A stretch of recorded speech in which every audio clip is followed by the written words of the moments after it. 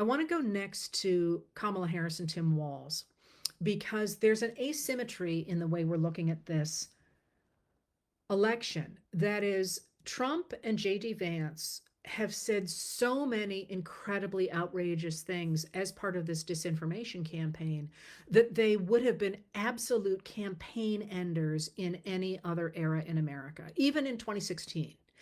And the fact that they're just going for it, and they're really going for it, trying to create this incredibly destabilized world, even though it is literally going to kill people who are not responding to emergency services, despite the fact they're being caught in these hurricanes, which the sheer evil of that still boggles my mind. And I have thoughts about that are only my personal thoughts, so maybe I won't bother to share them. But we've got that going on. And a lot of papers seem unable to grapple with that. Like, what do you do about the fact that Trump yesterday embraced Nazi race science, which is to say that people have genes that are either good genes or bad genes, and that the people who have bad genes we need to get rid of? That's like that's a whole factory of red flags for anybody who knows anything about politics, or any kind of a system that has turned on its own, is to say, well, those people are just inherently bad and these are inherently good. That's really bad stuff. And by the way, it was big in America in the 1990s to the 1920s, which is kind of the era that Trump seems to identify with.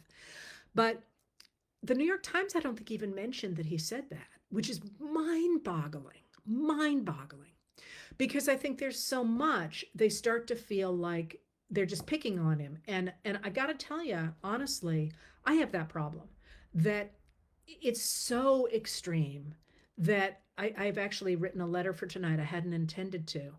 And because I felt like there was stuff I had to talk about.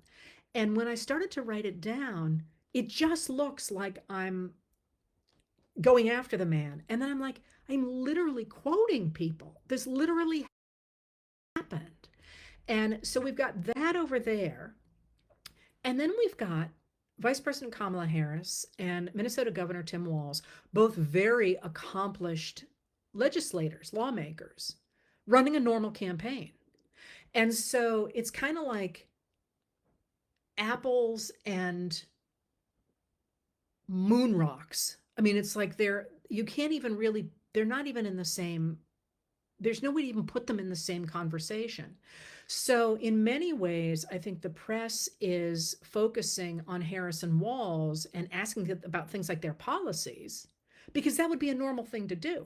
But while they're asking Harris and Walz about their policies, and when Walz misspeaks about when he was in China during the Tiananmen Square summer, that's kind of a normal conversation. And they just sort of say, oh, that's Trump, we're not going to deal with Trump on the other side, which makes it very, very difficult for people to make, I think, good decisions. Now, you asked about how Walz Harris did in the 60 Minutes interview. Let me step back a little bit before that. One of the things that I think is going on here is that meaning in this moment, is that we are looking at dramatic changes in a number of American systems, and one of those is in media. So there has been real anger among the American media, the legacy media, that Harris and Walz have spent less time doing interviews with them than they have done other interviews. And there's a number of reasons for that. One of the first reasons for that is that it's not necessarily a good use of the principal's time, because the people who watch 60 Minutes already know how they're going to vote. You're not going to reach a new audience there, and this is going to be a turnout election.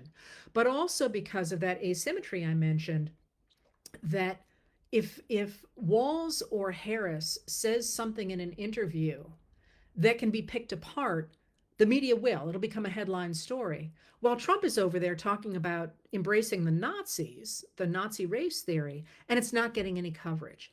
So in part, I think it's a function of the fact that the media doesn't know how to deal with Trump even still, and as a result is trying to focus on Harris and Walz, and that makes them very vulnerable.